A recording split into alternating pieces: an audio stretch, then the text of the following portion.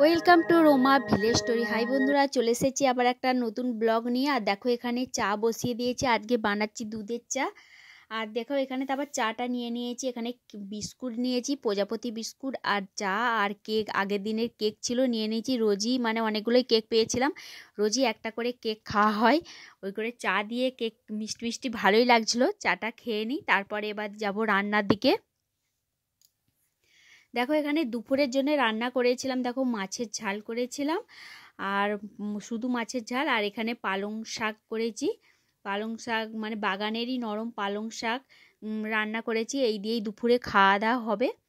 আর চলো খাওয়া দাওয়া করে একটু বাবার বাড়িতে চলে গিয়েছিলাম। আর আজকে গিয়েছিলাম হচ্ছে নদীর পাড় দিয়েও যাওয়া যায়, একটু দুদিক দিয়েই রাস্তা আছে বাবার বাড়ি যাওয়ার জন্য। ওই করে নদীর ধার দিয়ে তোমাদের দাদাভাই বলেছিল চলো একটু নদীর ধার দিয়ে ঘুরতে ঘুরতে যাব।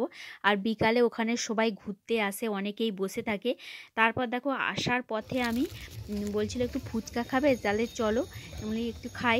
সবাই খাচ্ছে যখন দাঁড়িয়ে আছে, দিয়ে ফুচকা খাচ্ছিলাম। আর তারপর দেখো এসে সন্ধেবেলা চাটা খেয়ে আর রাতের জন্য আমি আটা মাখিয়ে নিয়েছি, একটু রুটি বানাবো।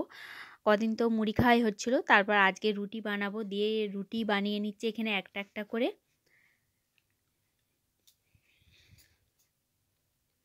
আর দেখো রুটি খেতে মানে ছেলেরা খুবই ভালোই বাসে আমাদের ছেলেরা। আর রুটি তো শুধু খাওয়া যাবে না, রুটির সঙ্গে যাই হোক করতে হবে।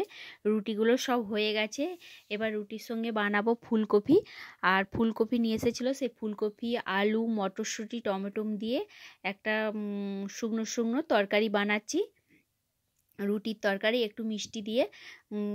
তরকারিটা দেখো আমার এখানে রেডি হয়ে গেছে। আর আজ এই দিয়ে খাওয়া দাওয়া হয়ে যাবে। ভিডিওটা ছোট্ট করে বানালাম, ভিডিওটা ভালো লাগলে আমার পাশে থেকো। চলো দেখা হবে আবার পরে ভিডিও। Tata, bye bye.